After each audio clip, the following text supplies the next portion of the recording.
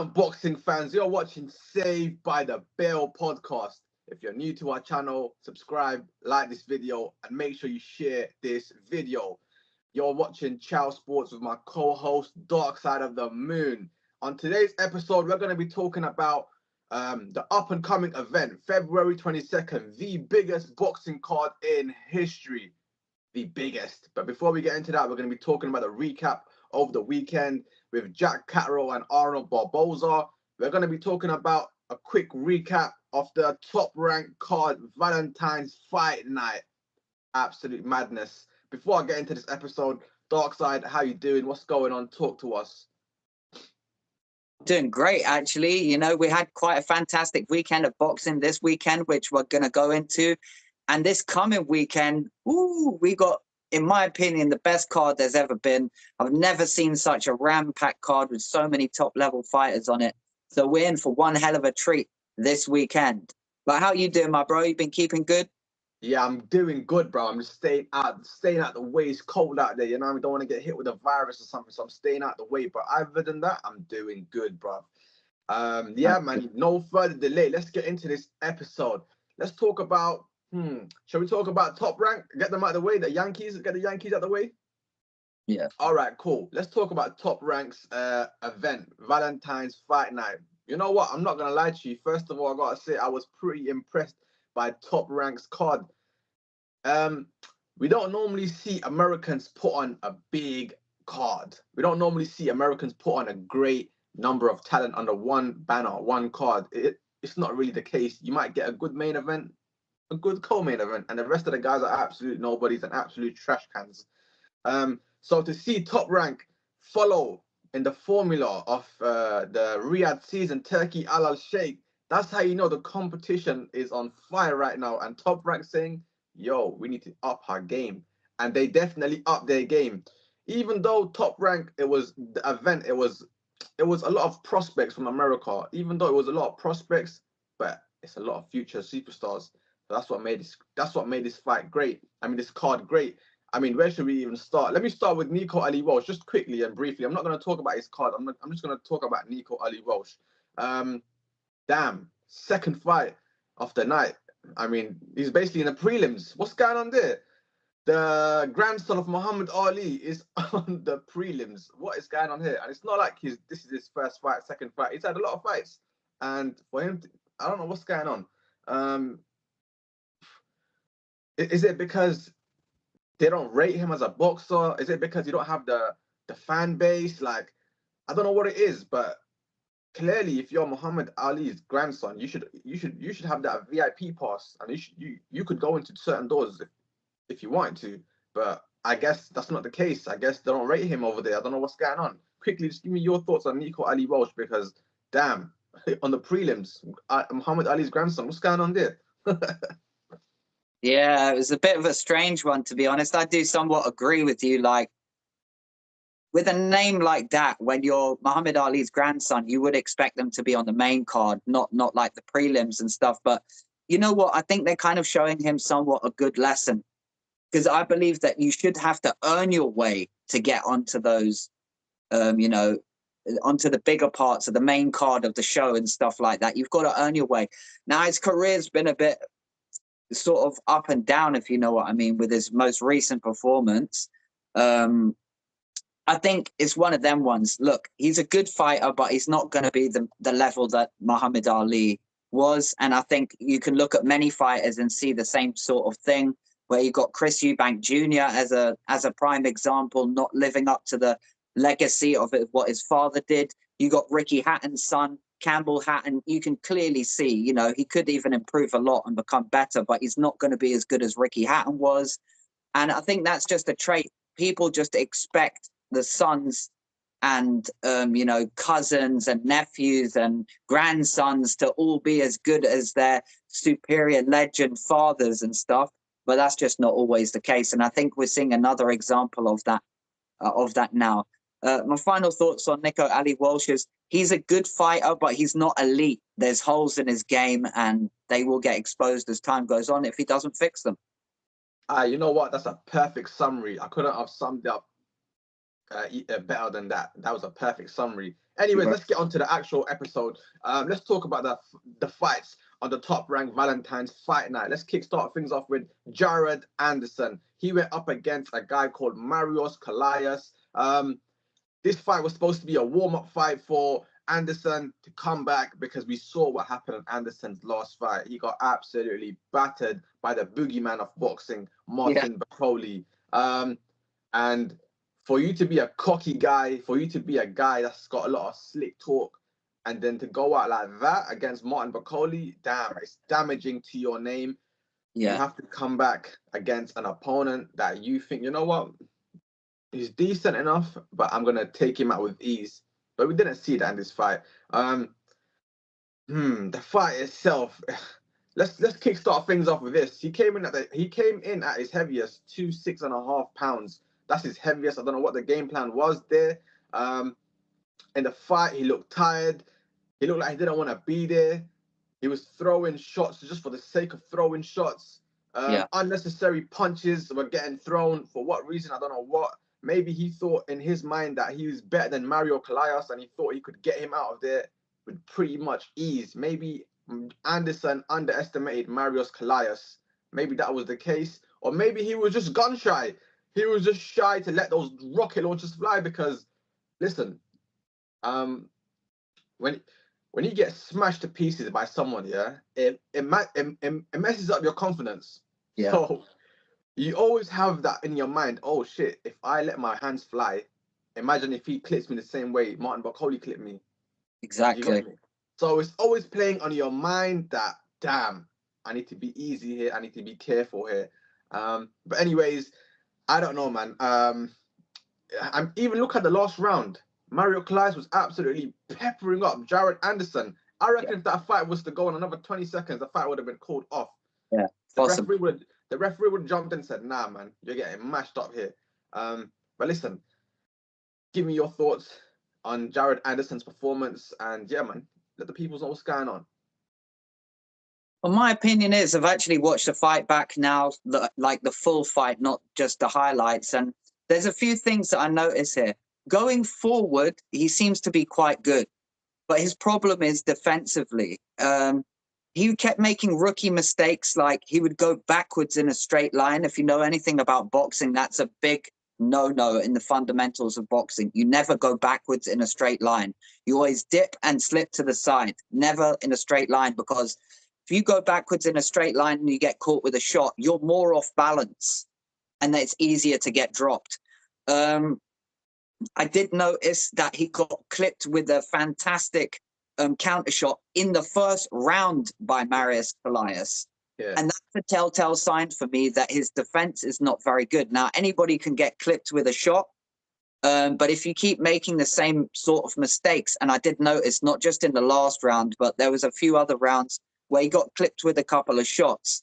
And that's a big problem, especially for a guy like him who's just come off a knockout loss. The main thing you should be working on is your weaknesses. And I think his weaknesses are all in defensive areas.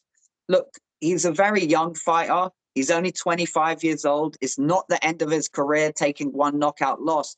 But what I'd suggest to him is fundamentally work on your defense, because your attack is, I'd say it's not brilliant, but it's very good. And if he wants to become better, he needs to focus more around his defensive capabilities. Just briefly on Marios Calais, I think he was a type of opponent who was in there designed to sort of take a loss. I mean, he didn't throw that many shots in the fight. I think if he threw enough shots, as many as Jared Anderson was throwing, I think that fight would have had a very, very different outcome. But I guess that was kind of the point. It's a building fight. It's kind of a positive for Jared Anderson as well, because he hasn't got that many rounds in the bank boxed. And he did actually box on the front foot. I'd say he boxed fairly well. So he's just got to focus on his defensive game and on to bigger and better things for Jared Anderson in the future. That's right, man. Go back to the drawing board, work on some stuff that you need to work on, and then have a few tune-up fights, get your confidence back up there, and then come back to the big stage with the big names. He's still young. I think he's only 25, so he's still got a bright future ahead of him, especially in the heavyweight division. You know, you could be 40, 45 and still be active. But anyways, let's move on. Abdullah Mason, wow. Yes. Wow, what a Well, banging performance that was. Abdullah Mason was going up against Manuel Jaimez. In our last episode, I did mention that if Jaimez lands his shots on Abdullah Mason's going to be in problems. But the thing I did mention, I said, if he can get to him, yeah, because Abdullah Mason is very slick. You know yeah, what I mean? I call him the Slick Rick. Yeah, I mean, it's very hard to get him. It's very hard. He's a classic boxer, isn't he? He's the type of guy who hits and doesn't get hit. Do you know what I mean? I haven't seen a boxer this early on in their career being this crisp and being that accurate with their yeah. punches. I mean, you saw what he did to Jaimez. Wow, wow. Those punches were so beautiful. It was like watching art. It was. It was like watching a movie. Like, they were so clean, so accurate. And I was like, wow, this guy is only 20 years old and he's landing shots like that. He turned pro at the age of 17. So he's only been a professional boxer for 3 years. Jeez. That Hey, is crazy. That's how you know that's a serious talent right there. And he put it on Jaimez. Jaimez is not a pushover either. He's got power in his shots. And for him to put up a performance like that against Manuel Jaimez, you know what? Credit is given where credit is due. And Abdullah Mason is going to be a problem in the lightweight division. Abdullah Mason is going to be a future champion in the lightweight division. But anyways, I'll ask you, what was your thoughts on Abdullah Mason's performance? And quickly and briefly, what did you see next? What do you want to see of him next? well, first of all, just going on to the performance, I mean, crisp punches. I mean, is there any other word for that? I mean, the power, like the velocity on his shots, the acceleration on his punches is just absolutely phenomenal. And he doesn't waste shots. Like, take the Anderson fight again for an example. Look how many shots Anderson was throwing. Look how many punches he kept throwing. And then look at how many punches Abdullah Mason kept throwing. The reason why I'm using that comparison is because traditionally in the higher weight classes, they throw less shots, and the lower weight classes, they throw more shots. But understanding boxing is also about understanding not throwing unnecessary shots just for the sake of scoring a shot. Of course, there was a big difference in the type of performance each guy was looking for. But getting back onto Abdullah Mason, I mean, like you said, some of those punches were literally pieces of art. Like that first knockdown where he dropped him with I think it was a left uppercut. He just jumped in, and as soon as he noticed Jaimez coming forward, he just whipped in like the bolo uppercut, and down he went. It was just so perfectly timed. Phenomenal shot. And yeah, he's definitely a superstar in the making. He's got punch power. He's got boxing ability. He's got defensive prowess. The chin is one of those things we're only going to find out at a later date when he really gets clipped several times by a solid puncher. But for now, he is looking like one of the best talents in America at the moment, specifically at that weight class. I don't think there's anyone better than him right now. I mean, there's a lot of good guys in that weight division, but I think Abdullah Mason is the pick of the bunch. And fantastic performance, all I can say. I mean, if you get a knockout, then in my opinion, it's a 10-10 performance, unless you were getting battered and then pulled out the knockout. But that wasn't the case. But what do I want to see next from Abdullah Mason? I think there's no need to rush him. He's a very, very young guy. He might have been boxing from a very young age, turned professional, like you said, at 17, but there's no need to rush him. He's still very young. He's only 20 years old. And you can imagine, they say that sometimes you don't even develop your full power till you get to, sometimes anywhere between 23 and 25 even for some fighters. So if he's punching that hard now, you can imagine what he's going to be like when he's 25. Of course, he may even move up divisions by that time. So I'd like to see him in with another similar level opponent, maybe someone slightly better, but just keep him ticking over, keep him boxing, and keep putting him in with his tough opponents. Just wanted to say briefly, on the other hand, for Manuel Jaimez, I think for me, as someone who watches a lot of boxing, I see the fundamental flaws that he was making all the time. And part of that was throwing too many shots. The more shots you throw, especially against a good counter boxer puncher, the more you're going to get clipped. And every time he just kept throwing a volley of shots, I was just thinking, you are going to get clipped. And that is what happened. So for Manuel Jaimez, I don't know where his career goes at this point, but I guess he'll be in with boxers of a similar ranking, but not a similar skill level. So they're probably the fights will get easier for him. But pointers I'd give to him is don't throw so many shots. If you throw a lot of shots, you got more openings. And I think that's why you got fighters like Tank Davis. They don't throw a lot of shots. They don't get clipped a lot because they're more focused on their defense. And as the fighters get tired, they start to throw more shots. But the more they throw, the more they land sort of approach. So anyway, capping off on Abdullah Mason, fantastic performance and really excited to see him back in the ring next time round. Most definitely, man. Young talent, up and coming. Listen, he's got a bright future ahead of him, and we're going to see more of him. Anyways, let's quickly and swiftly move on to another young talent. Xander Zayas could possibly be the new Puerto Rican superstar. We know from boxing purists, as because me and you are boxing purist fans, we know where a lot of the great talent pool comes from. Yeah. England being a great talent pool, Puerto Rico, Cuba, Mexico, America, Ukraine. There's a few great talent pools, talent that comes up from different countries. Puerto Rico being one of them, and Xander Zayas, he's definitely the Prince of Puerto Rico right about now. That's Puerto Rico. Yes, you know this. Anyway, so Xander Zayas was going up against Slava Spuma. Both men's record prior to the fight was 20-0. So you know what that meant? Someone's O has got to go.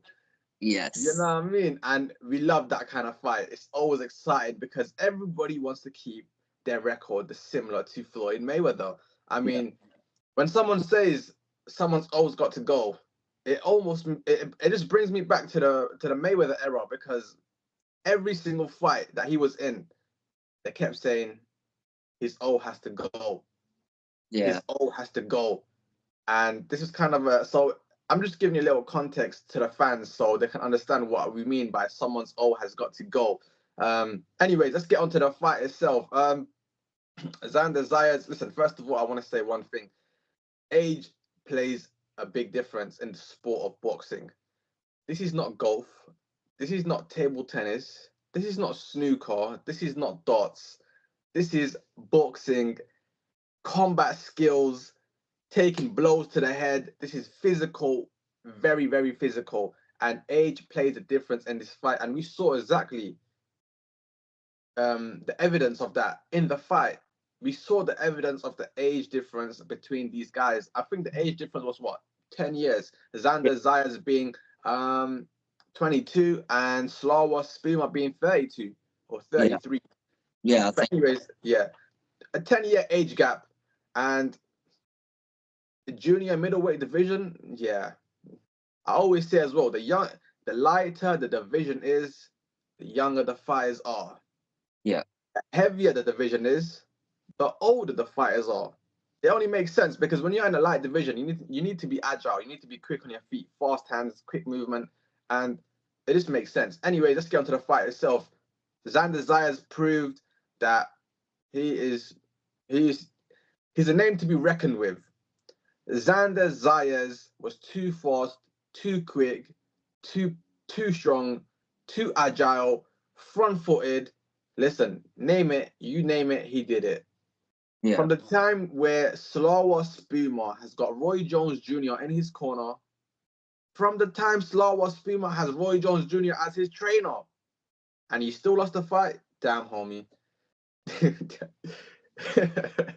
It clearly goes to show you that the right man won, the right person won. Do you know what I mean? Xander Zayas was throwing absolute haymakers.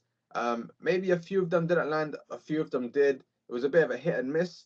But the ultimate thing that we can take from this is he's a name to be reckoned with. And the junior middleweight division, I think they better be ready for him. They better watch out for him because The Prince of Puerto Rico is here, baby. Anyways, dark side. Quickly, let's give a little quick breakdown for Xander Zayas and what's next for him. Well, I have to say I was very impressed with Xander Zayas' performance. Looking at him, sort of comparing him to Mason, they got completely different styles of fighting. But I would say Xander Zayas, he's more of the, I'm going to throw a lot of volume, but I'm also going to land a lot of shots on you. I think Xander Zayas is extremely good technically, defensively, he's very good. He seems to have a pretty good chin as well, because he did get hit with 1 or 2 solid shots and stood up to them very well. I think Xander Zayas is going to be an extremely hard opponent to beat, based on the fact of he's very well-rounded, but also throws a lot of shots, but lands a lot of those shots. And you can see he's got significantly good power. I mean, he's not a one-hitter-quitter type of boxer, but he's definitely got power in his shots. And he just eventually overwhelmed Slauer Spuma. Is it Spuma or Spalma? Yeah, Slauer Spuma.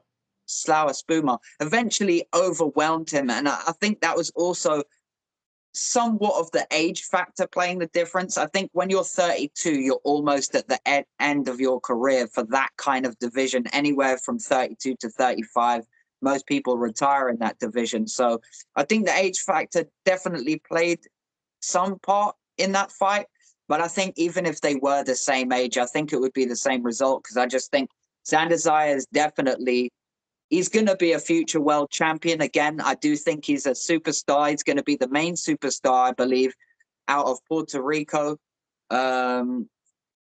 Like you said, there's a certain talent pool where certain boxers come out of, and every now and again you just get some sort of a magical fighter, and I believe he's one of them. Just on the other hand, on Slauer Spuma's performance, I thought his performance was fairly good. It wasn't amazing.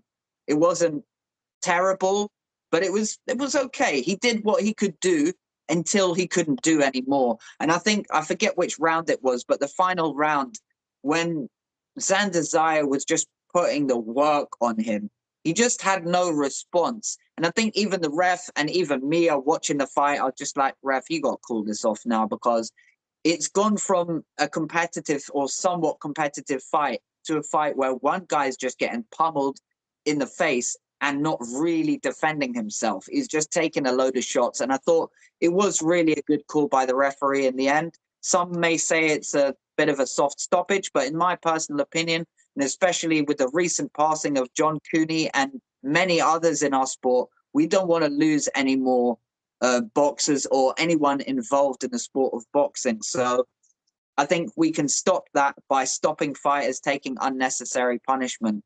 So fair play to him. He gave it his all. As far as Xander Zayas, you know, on to bigger and better things for him. He's in a really good position now. I think all the names that you're going to hear mentioned for Xander Zayas from this point on will be credible, known fighters, people who most of us boxing purists will know. Who that's going to be, I'm not sure, but I like to just see him stay active and keep building your way up into becoming, you know, an undisputed, first a unified and then undisputed champion. That should be his goal. Aye, like you said, the talent pool is only going to get bigger and better from now on. There's no turning back.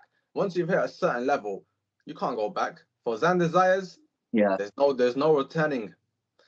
The road is only ahead now, and we're going to see him in bigger fights, more competitive fights. And yeah, man, ultimately he's going to get the bigger bag. That's what they all want, prize fighters. You know what I mean? One. Yeah, man. All right, cool. Let's move on to the main event for the top rank for the top rank card. We had Denis Berinchyk versus Keyshawn Davis. Wow. Wow. You know what? Yeah, at first I was thinking to myself, raw, Keyshawn Davis has only had, what, 12 fights? How the fuck has he got a title shot already this early on? Do you know what I mean? There's only a few handful of boxers that have won the belt in such short amount of times in the lightweight division. I mean, I'll name a few. We've got Oscar De La Hoya. He won a belt on his 14th fight. Yeah. Damn, I'm totally gone mind blank now. There was right in my head. I lost the names. Oh my days. Lomachenko, he won it in. Lomachenko. Lomachenko won it in 12. There you go. Crazy. But anyways, let's not get into history too much. Now we've got Abdullah Mason. He's in the records book. He's in the record books too. Do you know what I mean? So cool. Now, a lot of people thought, Denis Berenchik, his amateur pedigree, you know, his last couple of performances, yeah, he might be too experienced for Keyshawn Davis. And you know what? Everybody was making a very valid point. Yes. You're all right. He had a few good fights. He's got experience. But everything changed for me when I was watching the build-up of this fight. Everything changed. My whole opinion changed. When I saw both men come face to face, everything changed. I'm talking about the press conference, the weigh-in, the face-offs. Energy does not lie. And the aura that was oozing out of Keyshawn Davis, it overpowered Denis Berenchik's energy. Denis Berenchik lost the fight, not in the ring. He lost the fight before the ring, before the fight. He lost the fight when both men stared each other in the eyes. And it happens. This is boxing. Mike Tyson has made many opponents lose fights before the ring, before the bell. Mike Tyson says, if I look in your eyes and I see even a glimpse of fear, you've lost the fight already. I've got you.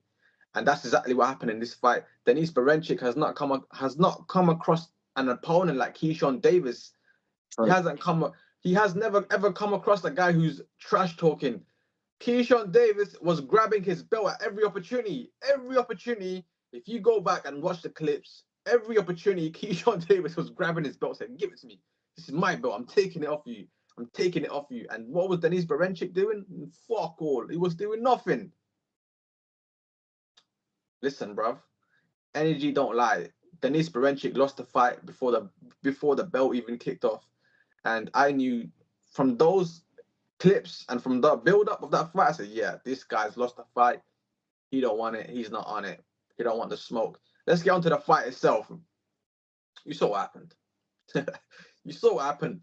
Keyshawn Davis was too big for him, too strong for him, overpowered him. When he landed his punches, Denis Berenchik felt them. Every single shot that Keyshawn Davis landed, Denis Berenchik was like, "Oh shit, what the fuck? What the fuck has he hit me with? Yo, ref, check his gloves. I think he's got metal in there." I'm messing around, but damn, that was a one-sided performance from Keyshawn Davis. Keyshawn Davis made a big statement that night, and I mean, are we gonna talk about Denis Berenchik's age? Are we gonna say 36, or maybe the age played a difference? Maybe it did, maybe it didn't. But I reckon even if there was the same age, it wouldn't have meant shit, because Keyshawn Davis is just a better fighter. He's just a better boxer. I mean, maybe not a better boxer, but he's a better fighter than Denis Berenchik, and he's got power. Yeah. And now Keyshawn Davis is the new WBO World Lightweight Champion. Damn, they've got Keyshawn Davis. They've got Shakur Stevenson. They've got Tank Davis. 3 Americans in the lightweight division. They've boxed it off. They've boxed off. The Yankees have boxed off that division. Lomachenko is the other champion, but I don't know. He's saying he's going to retire. I don't know what's happening with that. But I reckon the lightweight division is going to be locked off by the Americans. Yeah. But anyways, I'm getting a bit sidetracked. Let's get back onto this fight here. I'm going to ask you, Darkside, what was your thoughts on Keyshawn Davis's performance?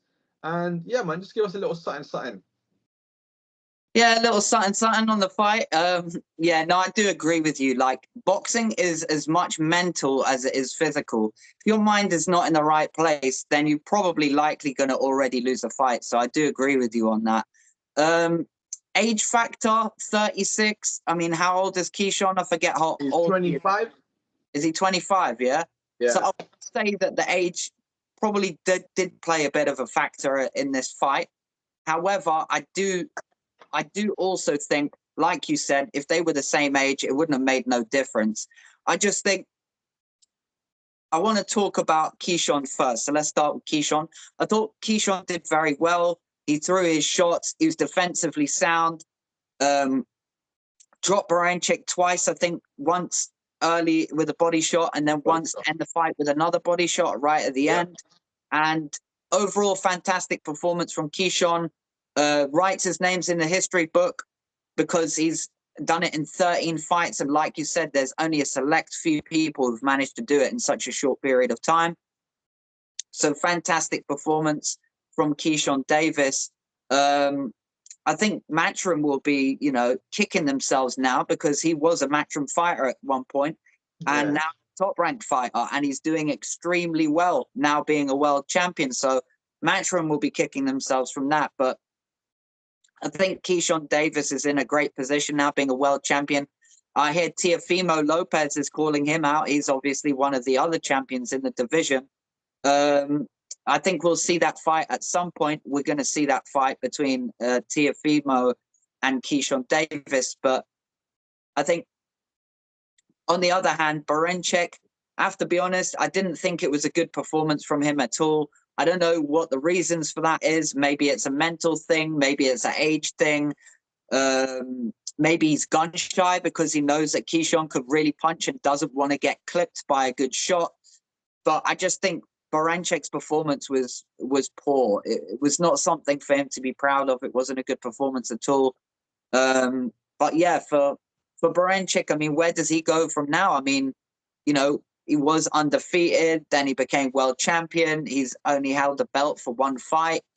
Now he's taken a loss. I mean, at his age, you're probably not likely to get another world title shot, let alone win another world title with all these young gunners coming through. Do you know what I mean? So it's sort of an interesting position for Baranchyk, but it's unlikely he's going to do anything now, which is kind of sad.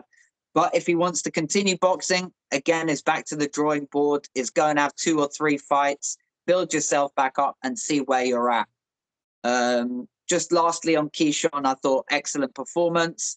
And looking forward to seeing who he's going to fight next, because you can almost guarantee that whoever he fights next, now that he's a world champion, they're going to be a known name that is going to be a credible opponent, and it's going to be a good fight. So looking forward to Keyshawn's next fight. Let's have it. Let's have it. All right, that's a quick wrap for the Top Rank and the Yankees. We're going to bring it back home now. Jack Catterall versus Arnold Barboza Jr. Wow, this was for the final eliminator to be facing. The winner of this fight is going to be facing Teofimo Lopez. This was the final eliminator. So there's no ducking, there's no diving. The winner of this fight will go on and fight Teofimo Lopez. But before we get into that one there, let's get into the fight itself. I'm not going to lie to you. I said it from the beginning. This was a 50-50 fight. Yeah. This was a hard fight for both men. It was a hard fight for Jack Catterall, and it was a hard fight for Arnold Barboza Jr. We mentioned in the last episode, if the fans want to know what the term sweet science of boxing means, then they should watch and tune and watch this fight. And that's exactly what we got. The sweet science of boxing, tick for tack. It was all right, cool. Even though Jack Catterall lost this fight, and I'm British, you're British, we always support British fighters, but from a boxing fan's point of view, I loved it. It was excellent. They gave us exactly what we wanted: a top rank fight, a classic fight. You know what I mean? All right, cool. Let's get into the fight itself. Jack Catterall and Arnold Barboza. I'm not gonna lie. Jack Catterall started off good. He started off strong. You know what I mean? He was the better fighter. He was the one that was, doing better. He was putting in more work, landing the better shots. And I thought, okay, this might be an early night, as in for Jack Catterall. He might have put this in the bag. And then I think it was round 3 or maybe round 4, and then Arnold Barboza flipped the table, said, nah. What do you think this was? Huh? What do you think this was, bruv? I'm going to show you what time it is now. And he upped the levels. I'm not going to say he completely dominated Jack Catterall, because that was not the case. But as a boxing purist, I saw the little things. I saw the little things that Barboza was doing that made him dominate the fight. And when I say dominate the fight, I'm not talking he completely battered Jack Catterall. I'm talking for him to win the fight. Do you know what I Yeah. mean? The Gotcha. small things that he did. And what did he do? He became front-footed. He became the aggressor. Yeah. He was throwing more shots. Yeah. And this is what's going on here? Fireworks? What's going on here, bruv? Anyways, let's get back on topic. So Arnold Barboza was front-footed. He was more aggressive. He landed more shots. And this is what the judges love to see. Who is the aggressor? Who's throwing more punches? Who's being more active? And most importantly, when it comes towards the end of the round, who's putting in the most work? So the last minute or 30 seconds, who's putting in the most work? And it was Arnold Barboza Jr. who was doing all these things. Now, come to the judges' scorecard. One judge gave it to Jack Carroll, and then other two gave it to Arnold Barboza Jr. I understand a lot of the British fans are saying this was a robbery. The term robbery is getting thrown around too much nowadays. Do you know what I mean? The term robbery is getting thrown around too much. This was not robbery. This was a very, very close fight. Just take a look at the last round when the bell rang and the referee said, "That's it, fight's done." Both men put their hands in the air.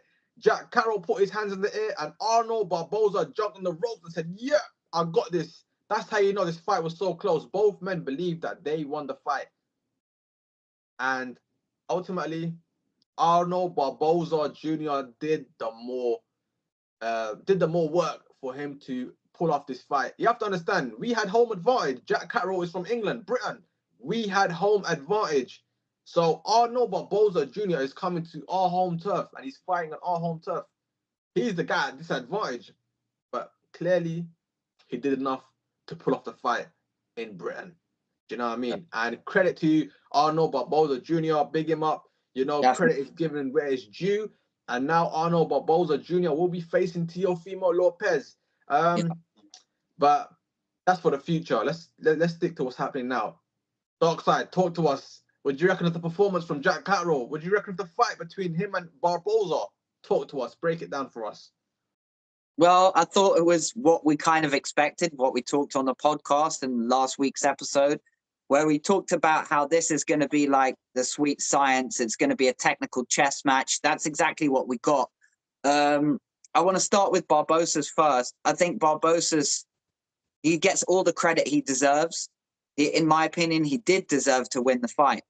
On Jack Carroll, I think Carroll didn't push the action enough, if I'm being honest. Like you said, the earlier rounds, I believe the first 6 were mostly dominated by Jack Carroll, but the last 6 were more dominated by Barboza. Boxing is not scored on, how many punches did you land overall. It's scored on how many punches did you land that round versus your opponent. And I think if you look at the first 6, it looked like Jack Carroll was landing more shots. But if you look at the last 6, it was clear and obvious that Barboza was growing into the fight. He was getting stronger and stronger. He was looking for more opportunities. He was pressing the action. He was coming forward. He was throwing combinations. And I think if you look at that from a traditional just fighting point of view, you're going to look at who's coming forward, who's throwing the more shots, and who's landing the more shots. And that, to me, was clearly Arnold Barboza Jr. I did think it was a close fight. I can't say it was a robbery because I don't believe robberies are when fights are close.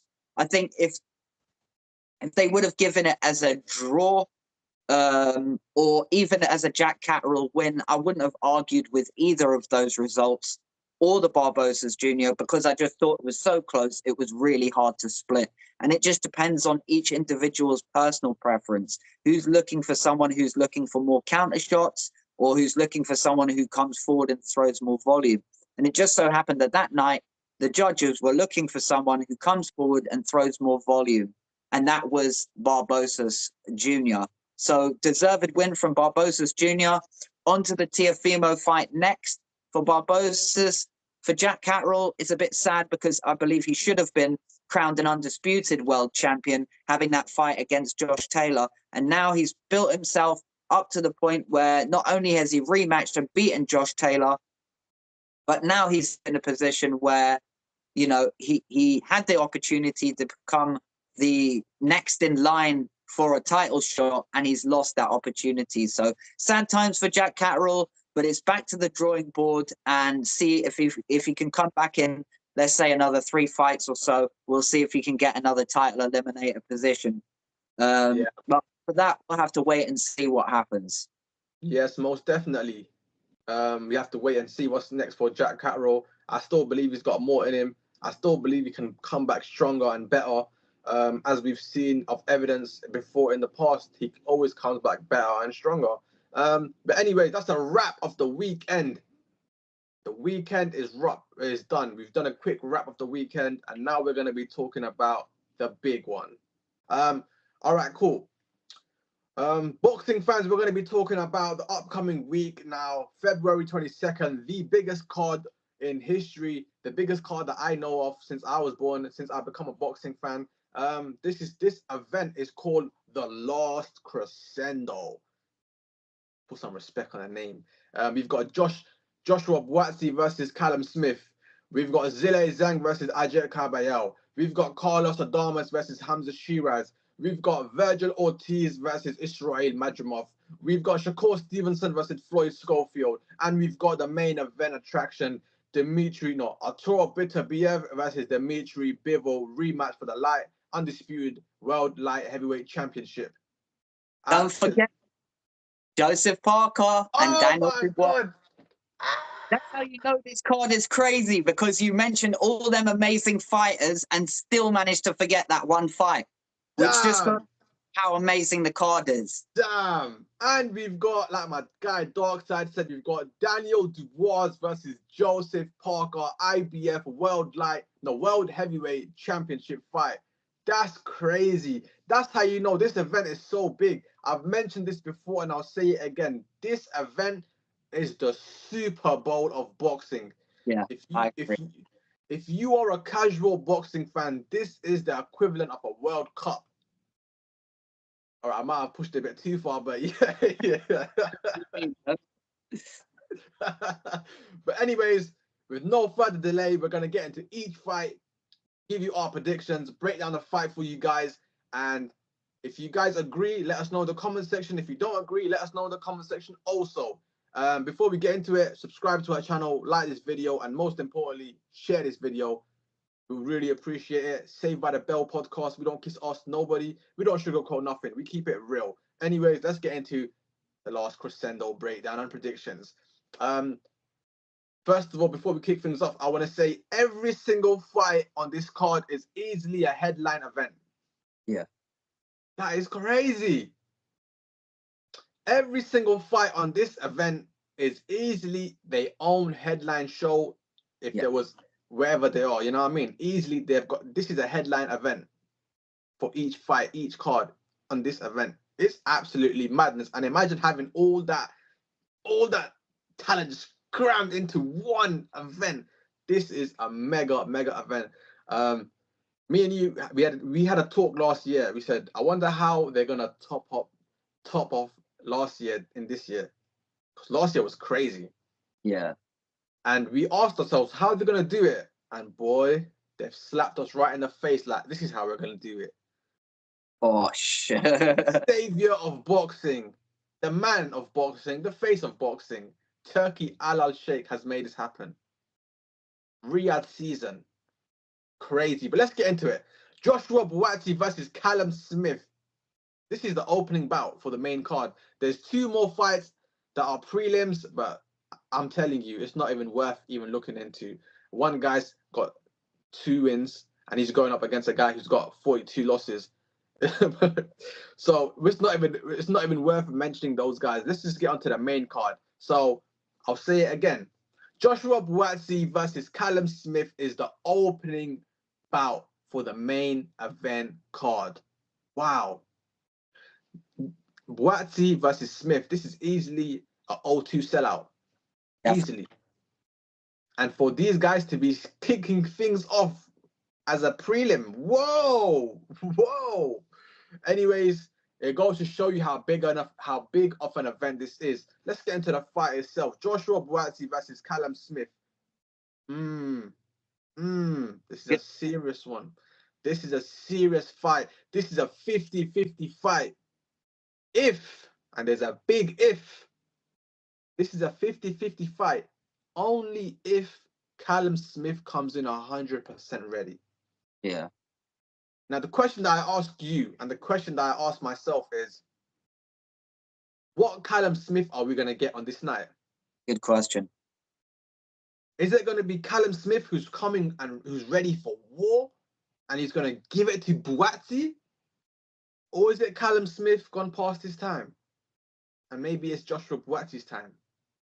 That's a big factor in this fight. But let's just say both men come in 100% ready. Let's just say that's how we're thinking of this fight, and this is how the fight is going. Both men come in 100% ready. It's going to be a war. It's going to be a war. Joshua Buatsi, I am pretty sure he wants to make a statement on a big stage like Riyadh season. He wants to make a statement. He wants to let the light heavyweight division know, yo, remember my name, Buatsi. Do you know what I mean? And Callum Smith, this is a make or break fight for him. Yeah, kind of is, yeah. You can't afford to lose this fight. If Callum Smith loses this fight, where does he go next? Good question. He's not going to be able to get a title shot again. No, I don't think so. He's not getting any younger. So for Joshua Buatsi, if Joshua Buatsi loses this fight, it's okay. He's young. He can come back. Callum Smith, on the other hand, if he loses this fight, damn, what next, bro? What next? Anyways, let me get into the fight itself. Joshua Buatsi, he likes to take his time, pick his shots, and he's got power and he's got speed. Yeah. This is classic. This is the classic package for a light heavyweight fighter. You need speed, you need power, and Buatsi is in America right now training his arse off in America, and he's getting trained very good. Joshua Buatsi has kept his camp very quiet. You don't really see a lot of clips of him training, sparring. They're keeping their stuff very quiet. And I've noticed when you do keep your stuff very quiet, you're coming to win the fight. Callum Smith, on the other hand, he's tall, 6'3", rangy fighter, but he needs to let his hands fly. Yeah. Throw those punches. Stop being timid. Stop being gun shy. Let those hands fly. You've got a height advantage over Buatsi. I think Buatsi is 6'2", so not a big difference, but still. Yeah, I didn't realize Buatsi was that big. Jesus. Yeah. And Callum Smith is, he's a taller fighter for the light heavyweight division. He's a big guy. He's a tall guy. He's got the longest reach, I think, in the division, or if not one of the longest reaches in the division. Use those things. Use those attributes to your advantage. Use those attributes. And in the last couple of fights, he has not used them. And it gets me so mad. Like, why have you not used these attributes? It's like having a gun, but you're not shooting it. It don't make any sense. Use the fucking ammunition that you've got. Fucking use it. Anyways, I want to ask you, what's your thoughts on this fight? Quick little breakdown, and then we'll give our predictions at the end after your breakdown. Okay, well, yeah, no, I think, again, it's a fantastic fight. Two fighters coming in sort of different trajectories. I'd say Callum Smith is somewhat on his way out, depending on the outcome of this fight. And Buatsi is clearly on the rise, undefeated fighter. He's sort of stepped up the levels each time. This is going to be a huge test for Joshua Buatsi to see how good he is, because we have to take into consideration that Callum Smith has already been a world champion, and he's been in with two extremely top-level fighters in Canelo and Beterbiev. Yes, he did lose those two fights, but in your losses, I believe you always take things away from your losses and learn from your losses. Good example is Floyd Mayweather versus Canelo. Canelo taking his first loss and learning from that and becoming a better fighter.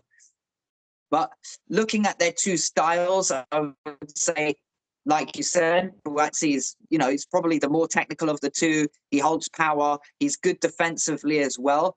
Whereas I think if you're looking at Callum Smith he's a pretty good boxer when it comes to front-footed fighting.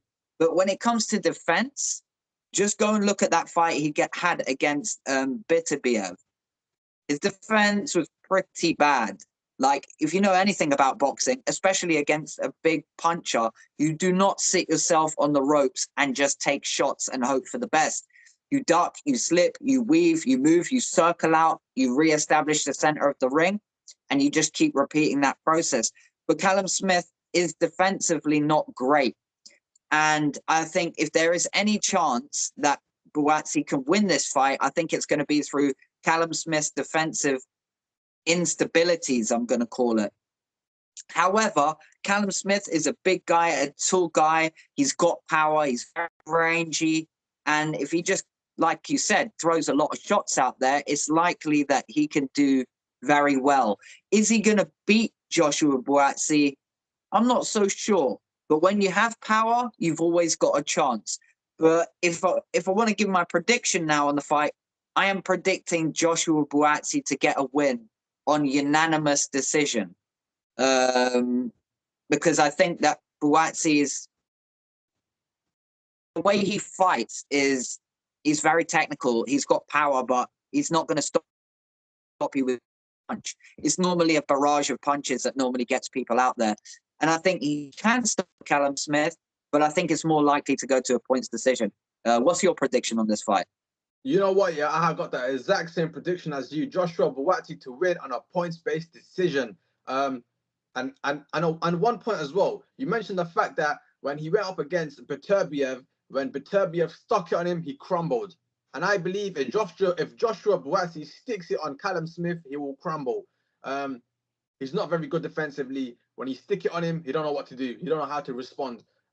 So this is the ultimate thing. This is going to be the ultimate factor in winning this fight. Who sticks it on who? Who's going to stick it on who, and who wants this fight more? But I believe Joshua Buatsi is going to win on a points-based decision. Bosh, that's our first prediction out of the way. Let's get on to the next fight. Zhilei Zhang versus Agit Kabayel. The Chinese power going up against Kabayel. Wow, what a big heavyweight fight this is. This is a big one. Zhilei Zhang, he's got the power to knock out Agit Kabayel, hands down. He's got the power to stop most heavyweights in the division. Agit Kabayel, he is the perfect heavyweight size. Yeah. He's quick.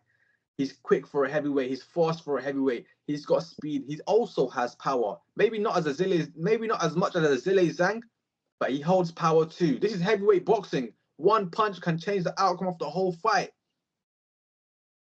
You know, we always say styles make fights. And this do. And this style is in favor for Agit Kabayel. Yeah, I agree. Think about it. We've got a big guy, Zhilei Zhang, strong guy, but he's stiff. He's slow. He gets tired. He ain't got no head movement. And that is perfect. That is a perfect package for someone who's quick on their feet, for someone who's got speed, for someone who's got also power, and for someone who's, you know, good with their head movements and good with moving in and out. It's a perfect package for Agit Kabayel to land his shots on Zhilei Zhang and not get hit. I think this fight is going to be one of those fights you hit and you don't get hit. And Zhilei Zhang can hit, but he can also get hit. Yeah. Agit Kabayel can hit and not get hit. Yeah. And that is going to be a very big factor in this fight. We're going to see, it's going to be a great showdown. It's going to be a great heavyweight showdown. You have to understand, Zhilei Zhang's what, 41? Is he 41? Yeah, I think so, yeah. And you're not getting any younger. No. You're only going to get slower, and you're only going to decline in your performance ability as time goes on. And is this a make or break fight for Zhilei Zhang? I'm asking myself this. If he loses to Agit Kabayel, it's not a make or break fight, but he's not going to get a title shot again, or he's not going to come near a title shot again. For Agit Kabayel, if he beats Zhilei Zhang, yeah, that puts him straight in the position of a title shot. And we're going to see in what fashion, and especially in what fashion Agit Kabayel beats Zhilei Zhang. If he absolutely destroys him, then he's definitely guaranteed a title shot next. Or if he just beats him on points, we're going to get into that anyways. But before I give you my prediction, I'm going to ask you your breakdown, your viewpoint of this fight. Let's get into it. Well, I don't want to repeat exactly what you just said, but I think you gave the perfect breakdown. I mean, you look at the two fighters, one's big, one's old, and one's slow, and one's young, one's fast, and one's powerful. So not saying Zhilei Zhang isn't powerful, because he is. He's got a heavy punch on him, but I think the breakdown you gave was spot on, because you look at one fighter, he's slow and powerful, and you've got another one who's quick and powerful and throws a lot of combinations, and he's very in and out with his movement, with head movement. He doesn't get clipped a lot on the exits, whereas Zhilei Zhang does get clipped a lot on the exits. There's not too much more for me to really say, but I do think that Agit Kabayel is coming into probably the toughest test of his career so far. It's not going to be a walkover, and it's not going to be easy. Zhilei Zhang he's not a pushover for anyone. I mean, have you seen Zhilei Zhang get knocked out before? I have not.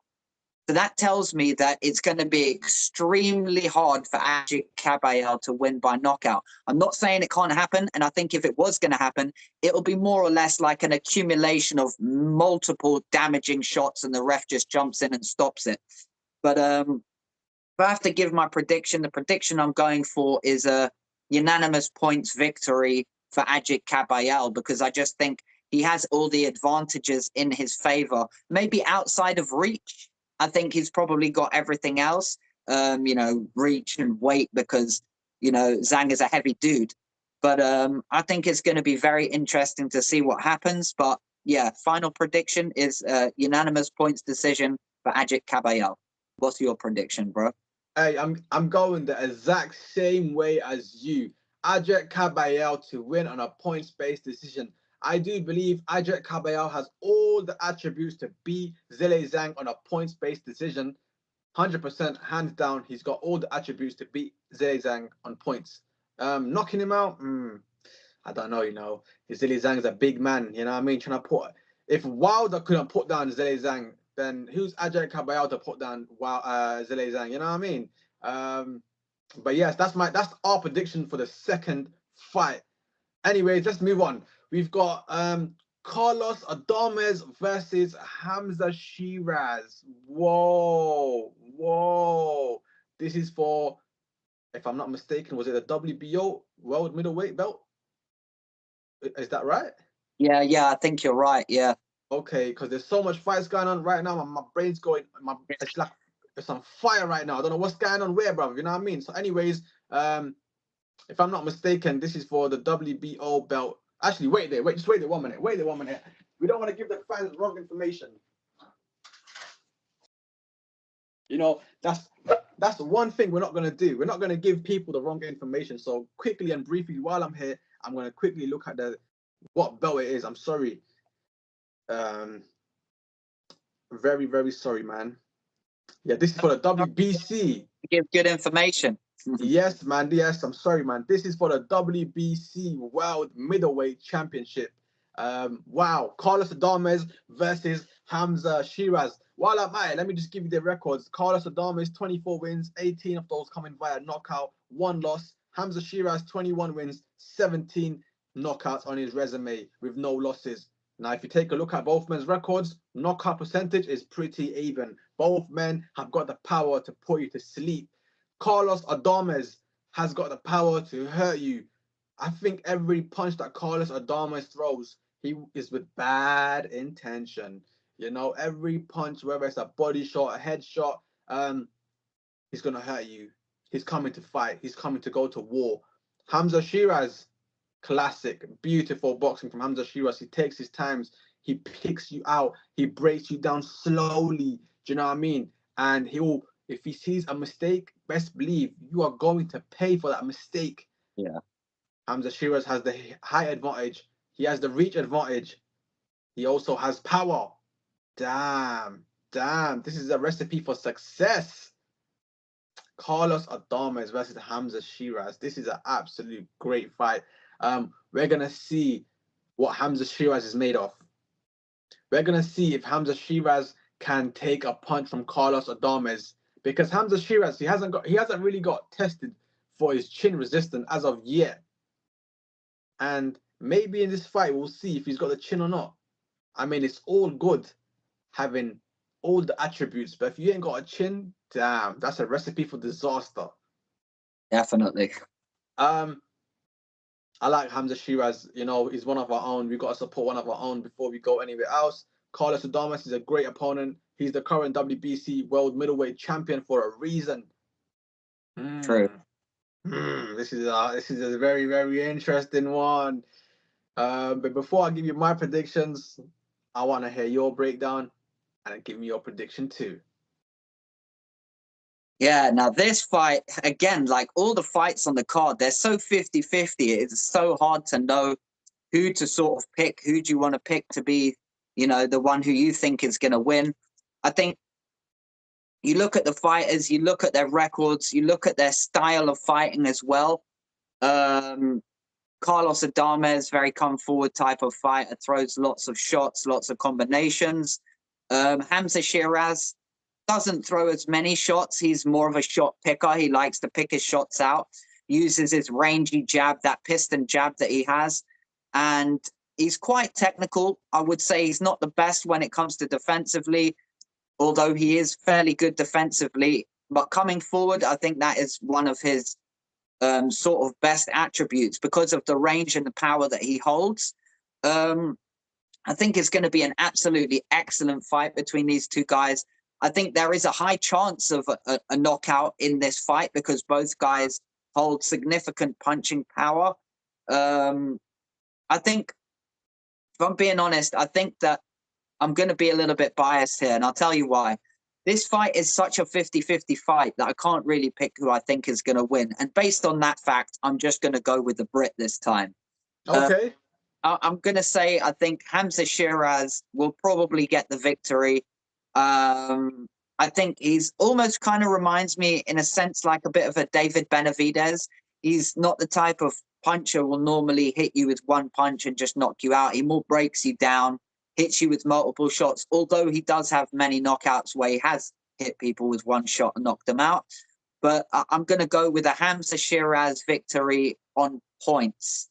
The only reason I'm saying on points is because I think we're not really sure how good Carlos Adames' chin is. If he's got a good chin, then it's going to be probably points victory to Hamzah Sheeraz.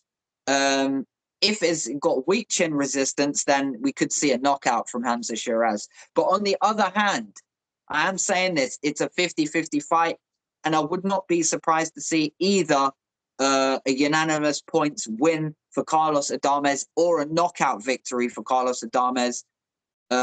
So yeah, that's my breakdown. What's yours? Okay.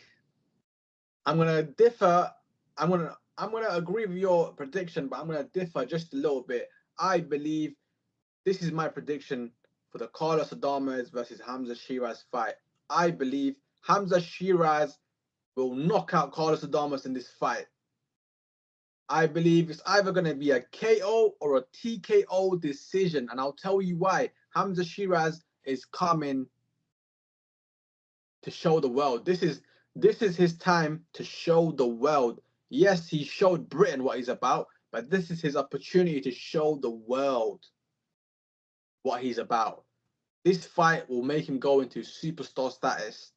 Yeah. And depending on what way this fight goes, his name will forever ring bells if the fight goes the way he wants it to go. And I believe that Hamzah Sheeraz will knock out Carlos Adames and become the new WBC world middleweight champion. That's my prediction for the third fight. Now let's get on to the next one. We actually skipped the queue for the Hamzah Sheeraz and Carlos Adames one. We actually skipped the queue. It was actually supposed to be Virgil Ortiz versus Israil Madrimov. It was in that order. Anyways, this is for the WBC World Super Middleweight Championship interim fight. Ooh, Virgil Ortiz versus Israil Madrimov. Now, I'm not gonna lie to you. I rate Virgil Ortiz very, very highly. The man's got a serious knockout power. If I'm not mistaken, one sec, let me give you the actual full 22 wins and 21 knockouts. Woo! That means every fight he's won is via knockout. Woo! Israil Madrimov, 10 wins, 7 of those coming via knockout, 1 loss and 1 draw. Hmm. This is a serious one. This is a serious one. But I've got my mind made up for this fight already. I'm not going to tell you just yet, but let's go into a little breakdown for each fighter. Virgil Ortiz, banger. He hits you, he lands, you're going to sleep. Virgil Ortiz, he's not the best technical boxer. He's not a textbook boxer. He's not technically great. But guess what? You fuck around, you want to brawl, you're going to sleep. He's gonna fuck you up. He will bang you out. You know what I mean? He will smack your lights out, bruv. He will put you to sleep if you want to bang and brawl. Now styles make fights. He's not a technical boxer, but guess who is a technical boxer? Yeah. Israil Madrimov. He is your classic textbook boxer. Just look at his amateur pedigree, absolute crazy. He may not his pro experience may lack, but where his pro experience lacks, his amateur pedigree shines. Where Virgil Ortiz pro record shines, his amateur record is declined. You know what I mean? So you see, you see if you put them on a scale, you get me. It kind of varies. It kind of plays out the way it should play out.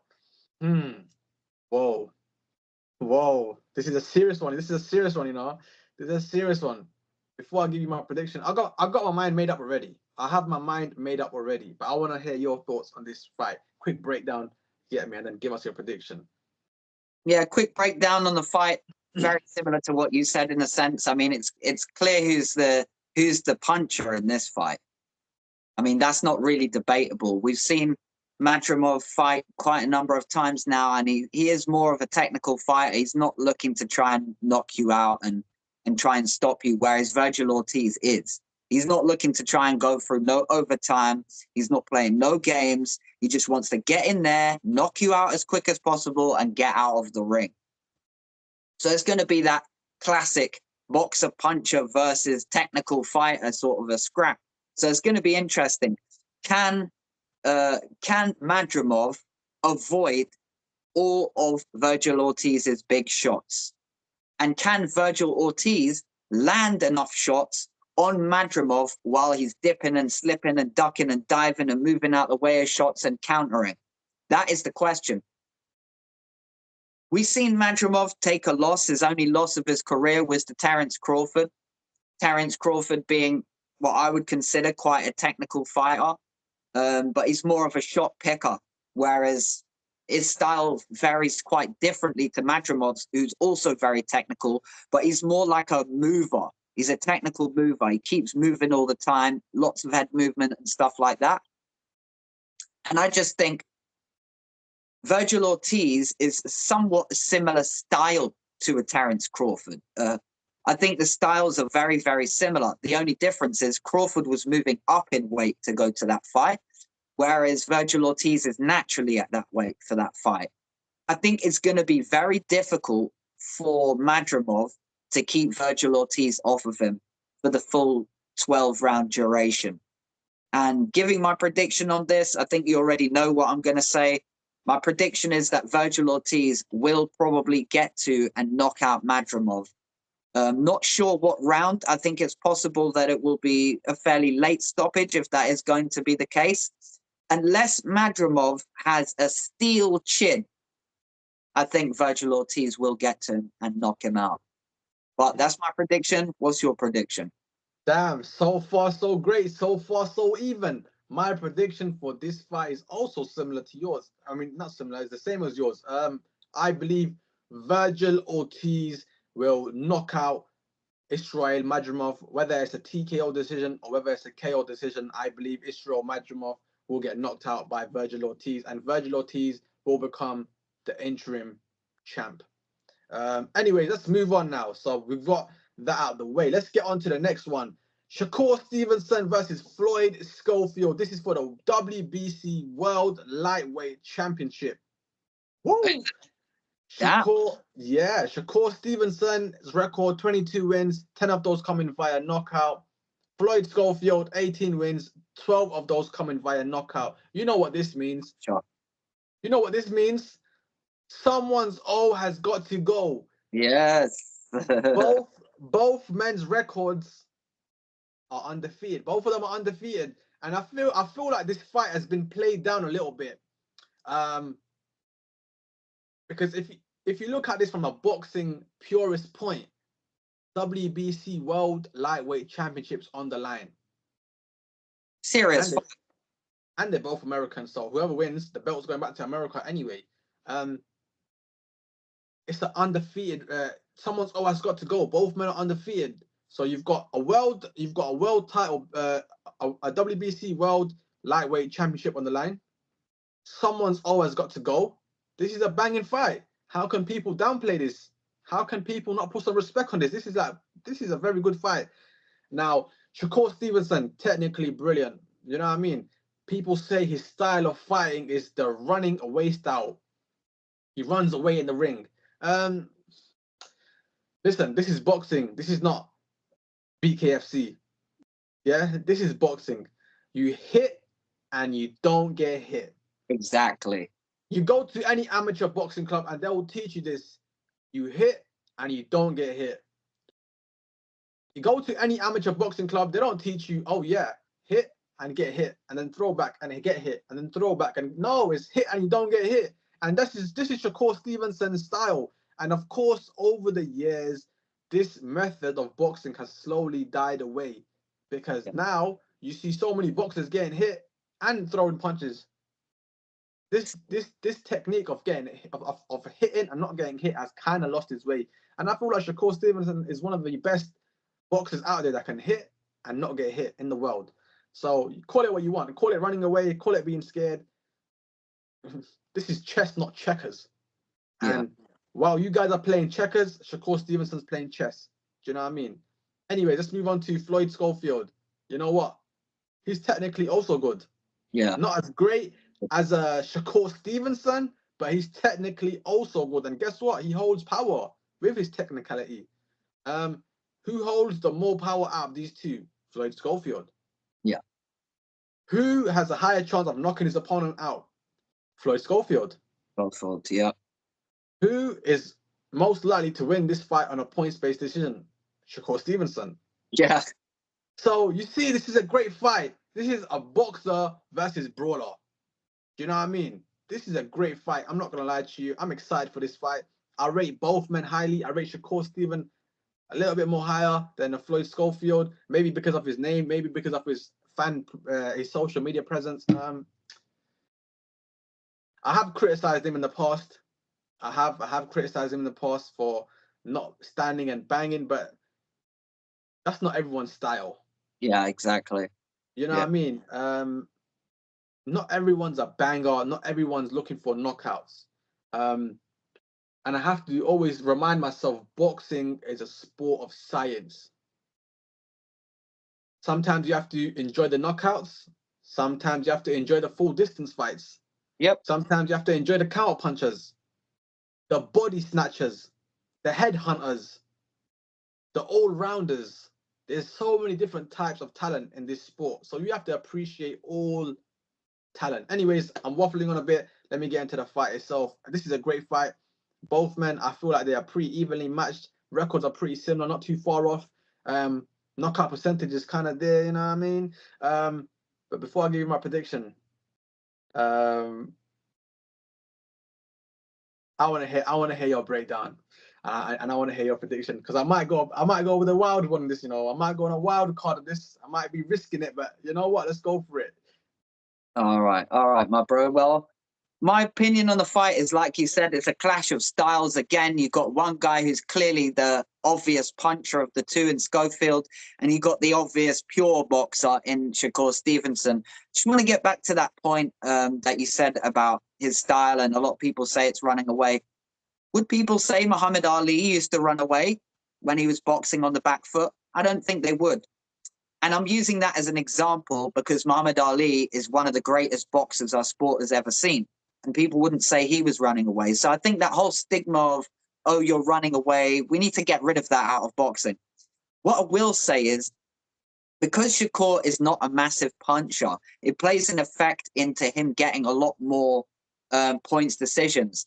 And most of us watch boxing because we want to see a knockout. But what you have to always remember is, throughout the whole of history of boxing, no matter how vicious a puncher is, no puncher has ever won all their fights by stoppage. Let's look at Rocky Marciano, for example. 49-0, undefeated heavyweight. Still did not take a loss. Still did not take a loss in his career, but also didn't win all of his fights by knockout. Sometimes it just doesn't happen. But let me get back to it. What I think is going to happen in this fight, I think that there is a small chance that Schofield could win by stoppage. And if I'm being honest, I think that's his only chance of winning. It would have to be a Hail Mary that he lands and it's just a perfect shot and he just takes Shakur Stevenson out of there. On the other hand, and this is my actual prediction, I think that Shakur Stevenson will box well. He will use his head movement. He'll use his in and out, his footwork, and he'll avoid a lot of shots. He'll start frustrating his opponent, and he'll just keep beating up his opponent with technical shots. And I think he's going to win on a unanimous decision points victory. All right, cool. I'll give you my prediction as well. This fight out of the whole bunch is the only fight that's not a 50-50 fight. This is more of a 60-40 fight. Yeah. The rest of them are all 50-50. Floyd Schofield has got the skills. He's got the power to knock out Shakur Stevenson, stop him. But can you get to him? That's the question. Yes, you've got the attributes to put someone down, but have you got the skill set to get to the person to put them down? That's the question.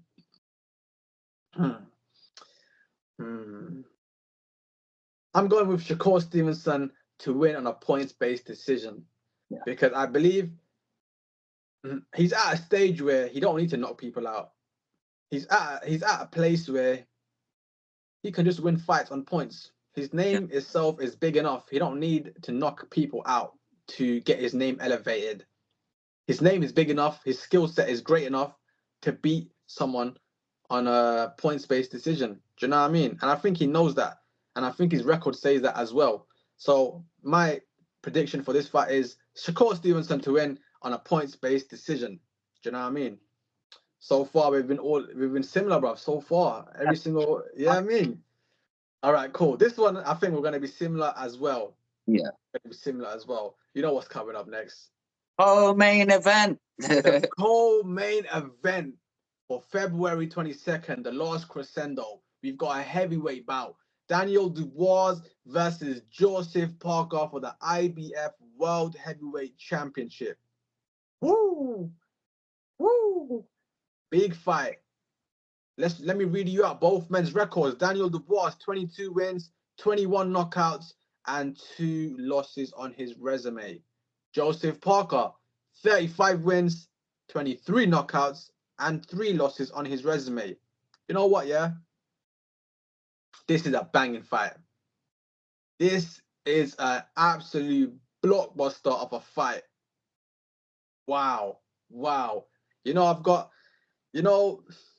I always believe that building up the fight is very important when you do sit downs with, maybe if it's the zone, then they make the fighters sit down, they talk to each other, you look in the eyes, you look at their expressions, the face-offs, all these things play a factor in where the fight is going. And I feel like what I've learned in this build-up is that Daniel Dubois is overconfident. Yeah. Daniel Dubois is overlooking Joseph Parker. I mean, he's even mentioned it in an interview. I think it was with Ade Oladipo. He said the question was raised. The question was raised, and it was asked. This is what the question was. Do you believe Joseph Parker is a harder opponent than Anthony Joshua? And Daniel Dubois replied no, meaning he believes Anthony Joshua was a harder fight than this fight between Joseph Parker. And I was there sitting to myself, saying, well, what's he smoking, bro? This guy's smoking some serious Stardog. You know what I mean? His brain cells are fried, bro. How can you say Anthony Joshua is a harder fight than a Joseph Parker? Oh, what's going on here? What's going on here? Someone's rang me. What's going on here? All right. Are we still on track? Yep, we're still good. We're still good. Okay. Fucking hell. Some cunt rang me. Anyways, Yeah, what was I saying? So Daniel Dubois versus Joseph Parker. This is a great fight. Daniel Dubois is overlooking Joseph Parker, and that's his big mistake. He's overconfident. I understand you've had a few good performances. Your last performance against Anthony Joshua when you knocked him out, put him to sleep. I understand. You would be on, you know what I mean? Your confidence level would be high. I understand this. But you're overestimating Joseph Parker. He's a veteran. He's an OG. He's one of the most technical greats in the heavyweight division. And overlooking him is your biggest mistake. Overlooking Joseph Parker is going to be your downfall. Yeah, I agree. Dubois has power. What's going on here? Anyways, Daniel Dubois has power in his hands. Daniel Dubois easy to get hit. Daniel Dubois stiff. He's a bit of a wild one. Joseph Parker, he's got power also. He's got speed, footwork, agility, head movement. Yeah. So if we're going to look at these guys on a skill-based level, who's got the best package? Joseph Parker's got the best package. Do you know what I mean? Dubois only has one thing, power. Yeah. That's his only advantage of attributes in this fight between him and Joseph Parker. He's only got one advantage, and that's power. All the other attributes go to Joseph Parker.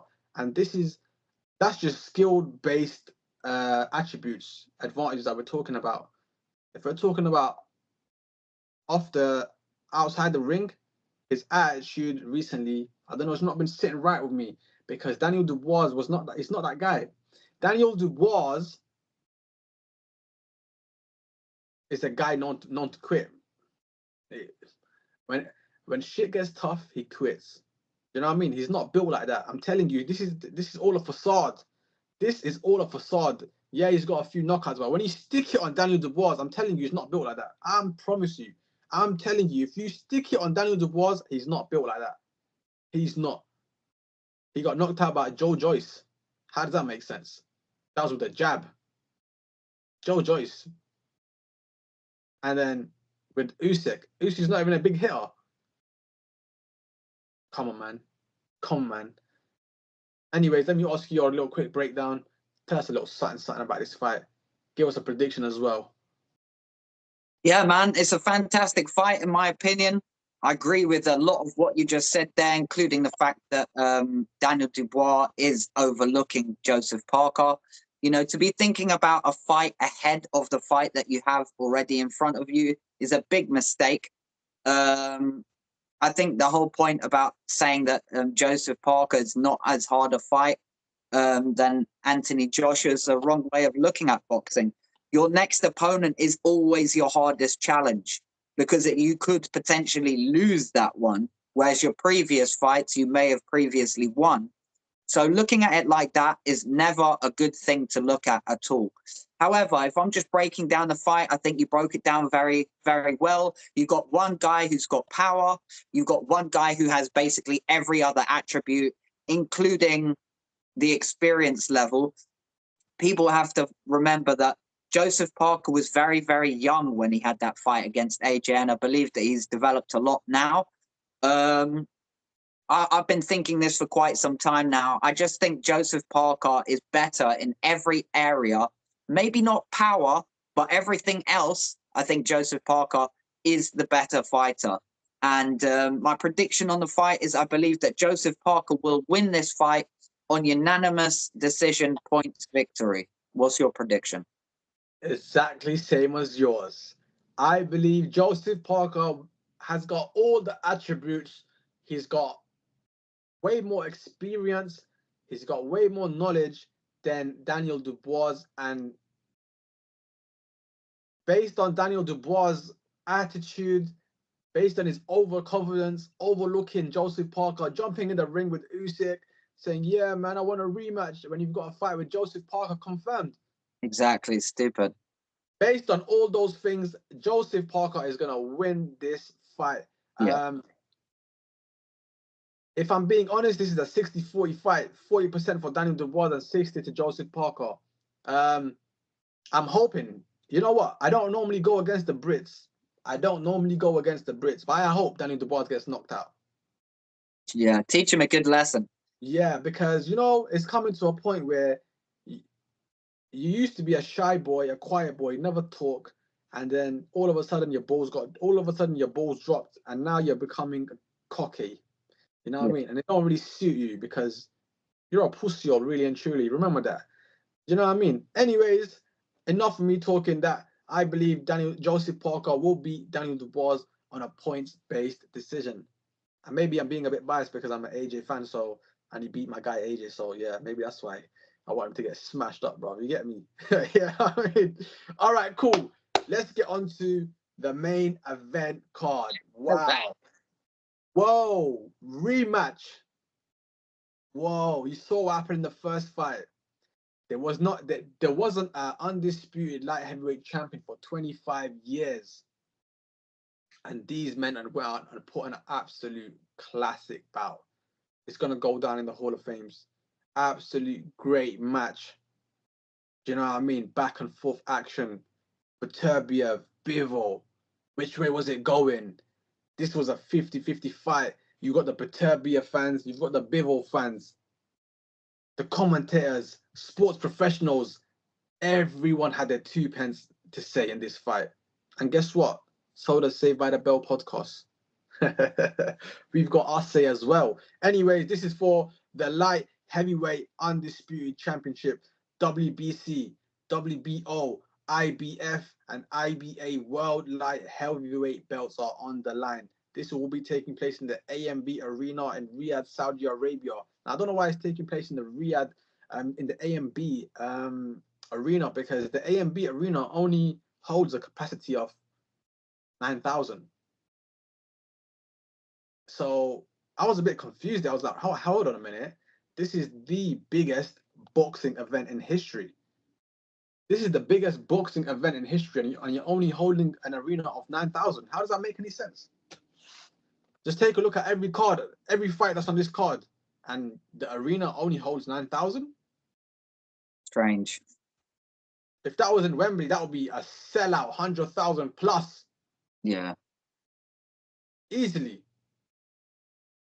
So I don't know what's going on there anyways, but let's get on to the both men's records. Beterbiev, 21 wins, 20 KOs. The only KO that he didn't do was against Bivol. Bivol, 23 wins, 1 losses, 12 KOs. Okay, let's get into it. Who has got power and who's got the higher knockout percentage in this fight? Beterbiev. Who's the more aggressive fighter? Beterbiev. Who's the older fighter? Beterbiev. Do you know what I mean? Who's a technical great boxer? Bivol. Who's got a higher chance of winning this fight on a points-based decision? Bivol. This is a classic fight. Boxer versus brawler. I love it. Rematch. Damn, bro. You know what? I've been going through this for a long time now. I've been going through this for a long time. I'm thinking, what can both men do in the rematch that's different to the first fight? So I was thinking, what can Beterbiev do different? Nothing really. No, I agree. I think Beterbiev is going to stick to the same game plan. Yeah. It's going to be the replica of the first fight. I agree. Now, Bivol, I believe Bivol is going to come with a different strategy this time. Bivol has got a taste of Beterbiev. No, did he? But yes, Bivol's got a taste of Beterbiev, and now he's going to come with a different game plan, a better game plan. And I feel like this is what I feel that's going to happen. Bivol's going to do that exact same thing he did in the first fight, but he's going to double down. Yeah. You know what I mean? So everything he did, whether the punches, footwork, in and out, it's going to be doubled down. More punches, more movement, and just a better work rate than the first one. Don't be gun shy. Don't be scared that, don't be timid that, it's Beterbiev. He might hit me and might hurt me. No, don't worry about that. Just let your hands fly. Break down Beterbiev's confidence. Don't let him build up his confidence. Stop him in his tracks. That's what Bivol has to do to win this fight. Now, that's one theory. I've got another theory. If this fight goes the exact same way as the first fight, it's going to go into the favor of Bivol. Yeah. Or it's going to go into a draw. Because now, This is boxing and it's also a business. So if the fight goes the exact same way as the first fight, these people want to milk it. They're going to make a trilogy out of it. Do you know what I mean? They want to make a trilogy out of this fight. They want to make the most money for the boxers, for the promoters, for the event itself. So I believe this fight is going to go to a trilogy. That's what I personally believe. Something tells me this fight is going to go into a trilogy. I know boxing is not rigged, but when it comes to the scorecards, it could be. It could be for the betterment of boxing, if that makes sense. So if the fight goes the exact same way as the first fight, it's going to a draw decision or a bivol's decision. It's those two. It's a guaranteed trilogy fight if the fight goes the same way. So that's one part covered, right? Let's get on to the next part. If Bivol wins on a unanimous points decision, or if he knocks out Beterbiev, it's going to be a trilogy. So we've got a trilogy guaranteed. Do you get my theory? Yeah, I get you. Regardless of the outcome, this fight is going into a trilogy fight. We're going to see a trilogy. We are going to see a trilogy. Whether it's a draw or whether Bivol wins, we're going to see a trilogy. Or unless Artur Beterbiev upsets the world of boxing and knocks out Bivol, then there's no trilogy. But that's not going to be the outcome. I believe this fight is going into trilogy. Before I give you my predictions, talk to them, Dark Side. Break down this fight. What's your thoughts? Well, my thoughts on this fight is it's a great fight. Another 50-50 in my opinion. Another clash of styles. It's that puncher versus boxer. Although people don't really know that Beterbiev is a great boxer. He had a good amateur background, but he tends not to use his boxing that much because he just doesn't need to with all that power. But again, I think it's a fantastic fight. I agree with everything you said, especially about the fact that it's almost a certainty that there will be a trilogy based on the fact that boxing is also a business. But I think that the judges and people will be looking at seeing if they can somewhat make it into a trilogy by giving a points decision to Bivol. What do I think about both fighters? I think Beterbiev, like you said, comes out, does the same thing he did before. Bivol, again, I agree exactly with what you said. He's going to just double down. He's managed to survive 12 rounds with Beterbiev that nobody else has been able to do. That might make him a little less gun shy and throw more shots. And I think that's Bivol's key to victory. Bivol needs to double down, stay on the jab, be defensively sound, keep throwing combinations, and do not slow down at any cost. Don't perform really well in the first 6 and then slide on the next 6, because if you slide on the next 6, we see what happened to Jack Catterall, the same result will happen, and he'll potentially lose on a points decision. However, my actual prediction is actually that Bivol will get it this time. I think Bivol, if he can stay defensively sound, he will probably win this time round based on his pure boxing ability. However, there's always that potential chance that Beterbiev could just turn his lights out and ruin everything for Bivol. But my final thoughts are on the fight. It's going to be a fantastic fight. It's going to be a fantastic night of boxing overall. And I'm just really looking forward to seeing who is going to be the victor in this fight. Is it going to be Beterbiev again with the same game plan? Or is it going to be Bivol again, coming with the same game plan, but doubling down? I'm going with Bivol.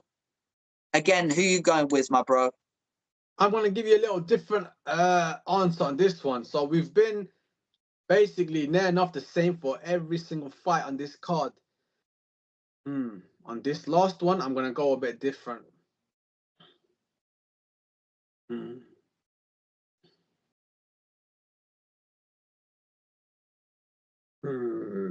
I'm going for a draw decision. This fight will end in a draw.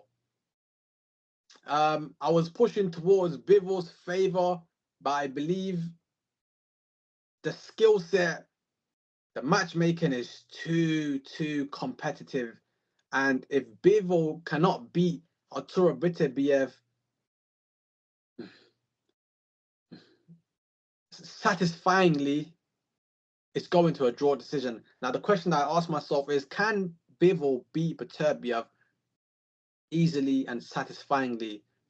And my answer is no. It's going to be a very hard night for Bivol. And I believe that at the end of the night, this fight will go into a draw decision.